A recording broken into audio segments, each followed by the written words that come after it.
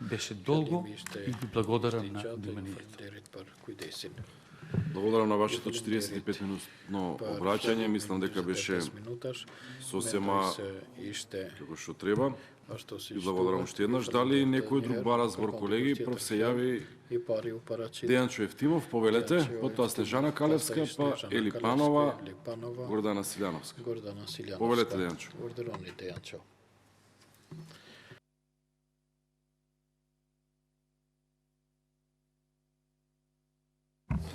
Благодарам, почитувам председавач, почитувам председател на Републичкиот судски совет, почитувани граѓани, почитувани колеги. Денес зборуваме за извештајот за 2019 година, кој лично сметам дека е задоцнет, бидејќи за не повеќе од еден месец треба да го добиеме и извештајот за 2020 година. И со самиот овој извештај, со разгледувањето на овој извештај, не можеме да направиме споредба како било, дали има нешто имплементирано и дали нешто е подобрено во однос на судството. Меѓутоа, да започнем од самото излагање на председател и од анализа на самиот извештај, многу едноставно и концизно беше потврдено дека извршната власт е таа која што го регулира, односно која што владее во Република Македонија во однос на сите други власти, односно и на законодавната, а конкретно овде и на судската. Самиот председател со неговото излагање и неговото образложение во однос на извештајот јасно и децидно потврди дека судската власт е подчинета на извршната власт. Понатаму ќе образложиме и зошто.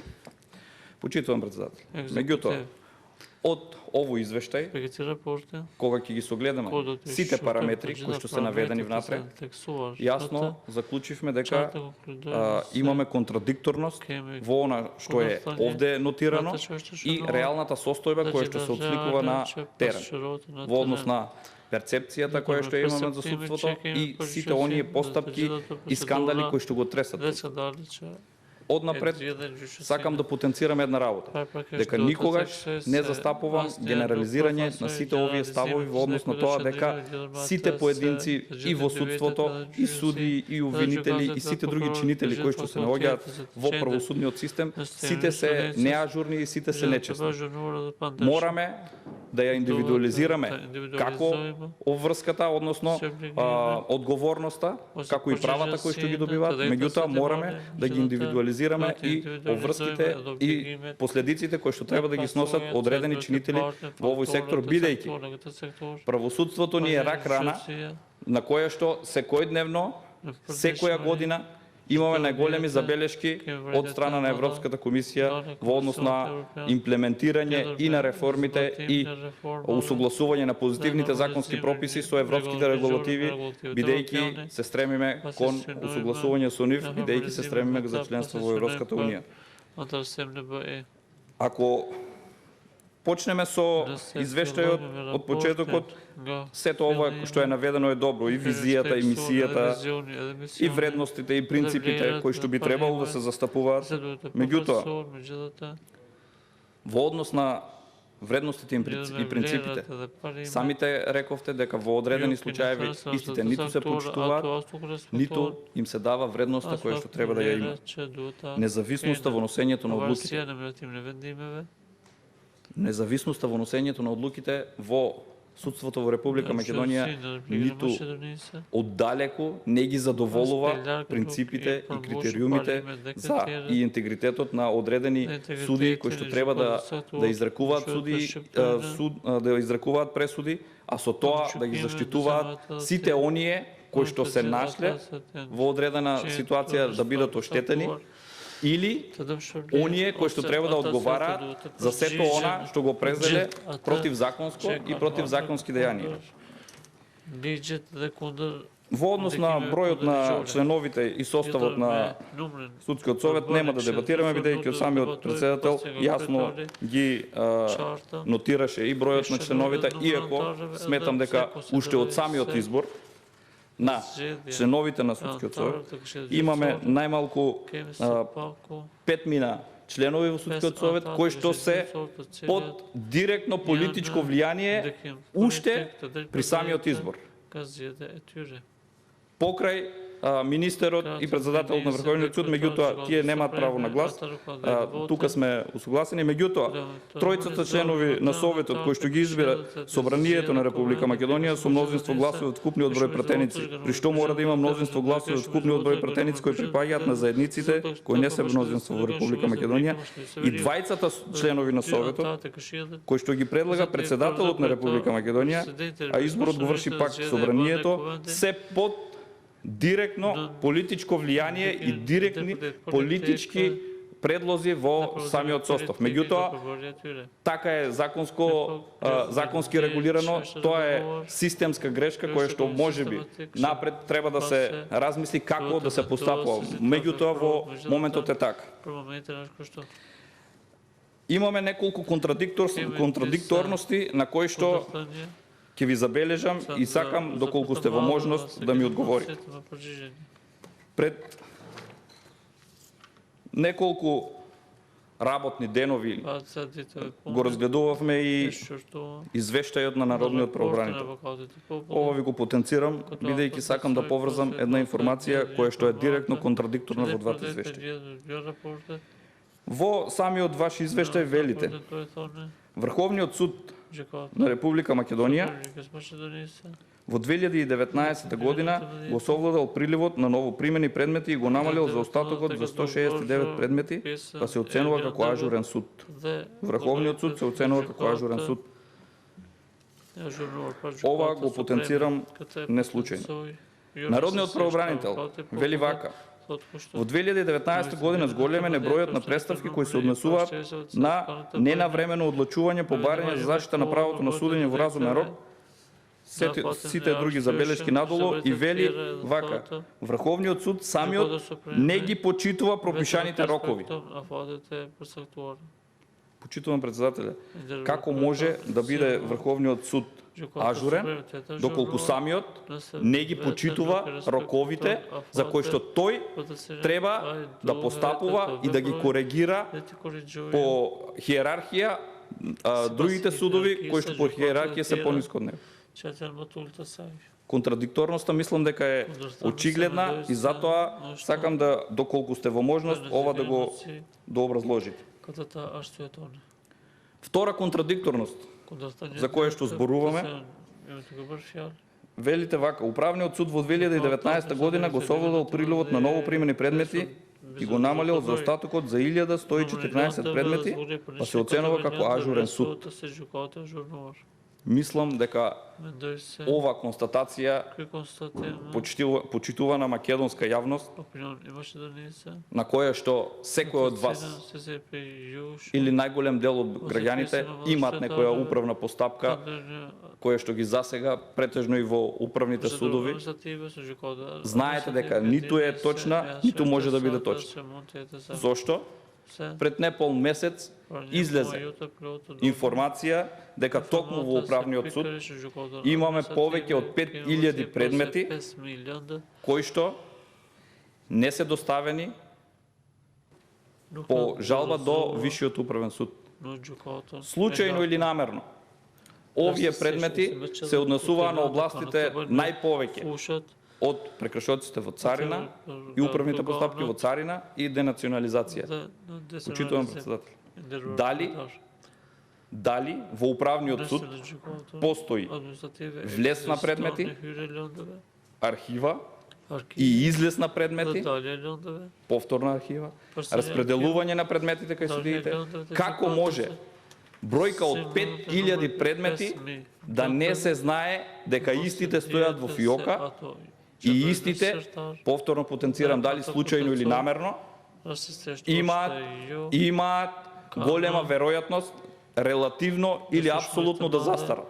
Со што некои ќе бидат наградени од оние кои што имале одредена обврска со овие предмети да бидат задолжени, а некои од граѓаните ќе бидат оштетени кои што очекувале одредени права, бидејќи по застарувањето самите знаеме дека потоа не може да ги остварат своите права. Ова е уште една констатација за која што сметам дека не соодветствува со извештајот на Републичкиот судски совет со реалната состојба. Меѓутоа, доколку се фатиме на тоа дека овој скандал се излезе пред месец или два, ова е работа која што Републичкиот судски совет требало да го мониторира и сите овие судови да бидат мониторирани секојдневно со самите извештаи кои што ги дават. Од овде произлегува дека воопшто и самите извештаи кои што ги давале судовите ниту биле соодветни, ниту биле вистините.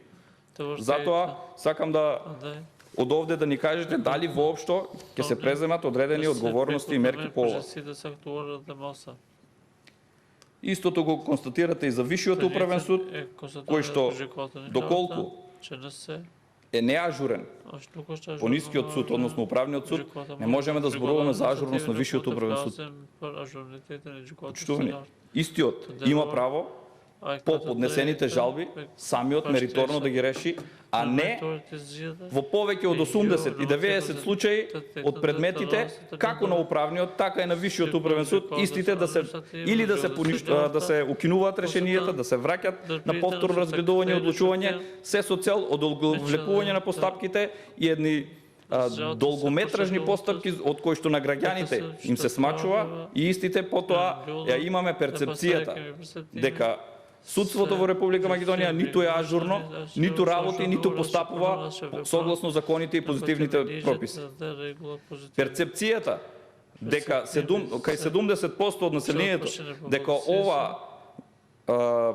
овие судови, судството, правосудниот систем е неажурен, е токму од вакви случаеви од кои што истите се засегнати. Меѓутоа, повторно потенцирам да не генерализираме и таму имаме луѓе со честни исклучоци кои што си ја вршат работата и кои што можат да одговорат на задачите на кои што истите секојдневно работат, а им се доверени од страна на оние кои што ги избрале и именувале, а секако согласно законите. Другата контрадикторност за која што сакам да ве прашам и да ми одговорите е токму во однос на тоа каде што потенциравте дека при оценувањето Судскиот совет има донесено одлуки за оценка на работата за 2017-2018 во извештајот во 2019 вкупно за 500 судии. Од вкупниот број на оценети судии 452 судии се оценети со оценка многу добра 90%. 42 судии се оценети со оценката добар или 8,40%, 5 судии се оценети со задоволителен и само еден судија е оценет со незадоволителен или 0,20%. Овие бројки и факти се директна контрадикторност со 111-то место според Transparency International на кое што се наоѓа Република Македонија, директно спротивно на сите извештаи на Европската комисија, на State Department-от, во однос на добронамерните критики и совети кои што ни ги даваат во насока за подобрување на правосудниот систем и судството. Не може во правосудните органи, конкретно сега во судовите, каде 90,40 и 8,40 доаѓа негде околу 99% од судиите се ажурни, се квалитетни, пресудите се засноваат на факти и докази, да имаме перцепција кај граѓаните над 70% кај нив, да имаат недоверба во правосудниот систем и критиките кои што ги добиваме, повторно ќе кажам, од меѓународни релевантни фактори, дека судството ни е на една најниско ниво во однос на тоа дека ажурноста при постапувањето не се запазуваат сите законски рокови. Затоа овие извештаи или се фингирани како извештаите на управниот суд, или воопшто овај начин на оценување не е ниту соодветен, ниту може да придонесе во однос на подобрување на сите услови за кои што се бориме сите заедно да го ставиме во една рамка правосудниот систем и судството во конкретниот момент да биде независно и надвор од рацете на извршната власт. Меѓутоа, како што самите рековте, и овде директно ќе ве поддржам и ќе констатираме една работа во однос на финансискиот извештај. Јасно и децидно од овде порачувам дека треба да се одделат средства за доекипирање на судовите, да им се овозможат сите услови кои што треба за да можат истите ажурно да работат. Ова го потенцирам не случајно, бидејќи, како што самите рековте, се определуваат половина од она што според закон треба да биде. И не можете да се носите финансиски со сите предизвици и сите надлежности кои што ви се дават. Која е овде позадината? Извршната власт врши директно влијание врз судството на начин што не може да ги определи и да ги одобри сите предвидени законски нормирани средства за да имаме независен судски систем во кој што истата нема да има влијание. Начинот на вработување многу јасно, децидно и експлицитно го наведовте, зашто повторно ќе ве поддржам и ќе кажам дека сосем се согласувам со вас во овој дел, бидејќи голомазноста во однос и одолговлекувањето и пред се дискреционите права кои што ги имаат одредени министри од извршната власт или носители на одредена извршна функција врз начинот на вработување во судството е недозволиво. Веќе со закон имате определено буџетски средства, зошто е потребно ова постапка на одолговлекување и контрола од страна на овие органи. Ве поддржувам и ова го кажувам од една друга причина. Сите средства кои што ќе бидат определени за реформи и вистинско подобрување на условите во судовите, ниту се многу, ниту некогаш ќе бидат многу. Зошто? Бидејќи со само еден случај на противправно дејание, некое кривично дело, некоја злоупотреба на службена положба овластување од милионски суми на злоупотреба на државни пари, доколку имаме ажурни судови, независни, кредибилни судии со интегритет, кои што истите ќе ги правилно оценат, со докази, со факти, ќе донесат правилна и законита одлука со што ќе бидат средствата конфискувани и внесени во буџетот сите овие средства кои што државата ги определува за развој на правосудниот систем во конкретниот момент во судството ќе бидат надоместети од само еден случај. Да не зборуваме колку секојдневно сме сведоци на испомпување на буџетски средства преку перење на пари на најразлични начини на озаконување на кривични дејанија и дејствија кои што во моментот на превземање биле предмет на кривичен прогон, меѓутоа отпосле парламентарното мнозинство го озаконува незаконското и ги применуваат институтите во Уставот за користење на поблаг закон за самите странки. Ова е директно перење на пари, зашто потенцирам самите судови можат со еден случај да си ги обезбедат сите овие потребни средства и да имаме сите сигурност во самиот правосуден систем. Морам да споменам во однос на судските службеници и судската полиција дека се ставени на едно неравноправно ниво во самите судови, бидејќи истите се поставени на една друга гранка во однос спрема другите спрема другите вработени во судовите. А истите се чинители кои што допринесуваат во самата ажурност, ажурирање на предметите и ефикасноста на самите судови. Не може стручен соработник кој што услов да биде вработен во основен суд е да има положен правосуден испит, да зема плата, да не споменувам по институции, некаде каде што архивар со средно образование зема повисока плата од стручен соработник во суд, каде што услов за да влезе на работа покрај дипломирањето е и положен правосуден испит. Мораме да најдеме соодветен начин за вреднување на сите овие елементи и стимулирање на овие кадри кои што имаат и tekako искуство во решавање на самите предмети со судиите кога работат заедно и кога ги донесуваат самите пресуди, да мораме да ги искористиме позитивно во насока да нивното искуство кое што ги имаат во самите судови да можат да придонесат во подобрување на сликата и перцепцијата во која што се наоѓаат самите судови.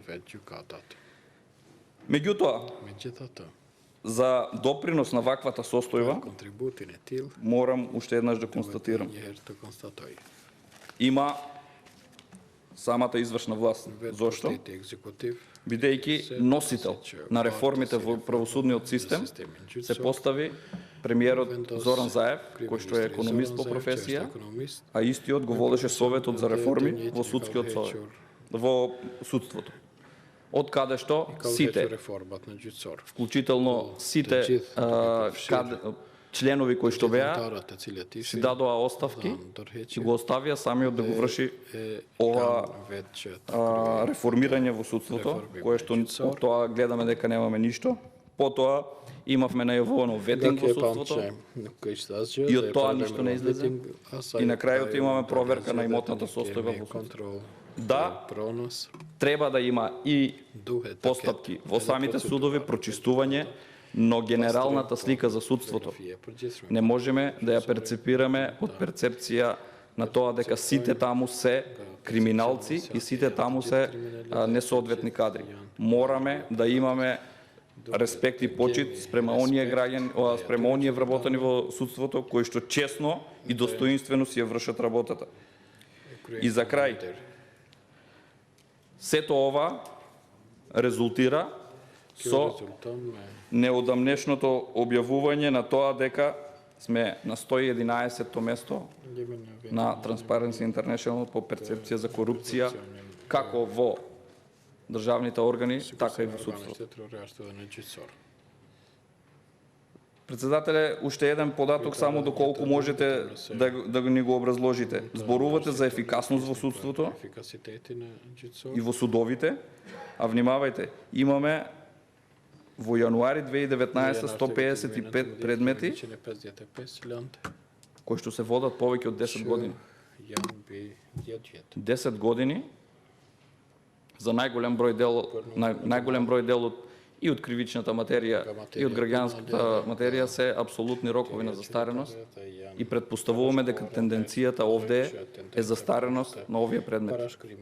Не можеме да зборуваме за ефикасност на судството се додека имаме и еден предмет кој што се развлекува на толку голем временски период, каде што и самите докази и сведоци избледуваат самите сеќавања за ситуацијата на самите сведоци, што се случувало, како се случувало, а тенденцијата е една, да се заштитат одредени криминални структури со институтот, односно злоупотреба на институтот за стареност на самите предмети. Мислам дека судскиот совет е најодговорен, бидејќи тој е токму органот кој што ги контролира, ги избира, ги мониторира и судиите и судовите и не може да се изземе од перцепцијата дека имаме нефункционален правосуден систем, односно судовите ни се нефункционални. Со чест, уште еднаш ќе кажам, и на членовите во Советот со честни исклучоци и на самите судии во судовите. Ви благодарам.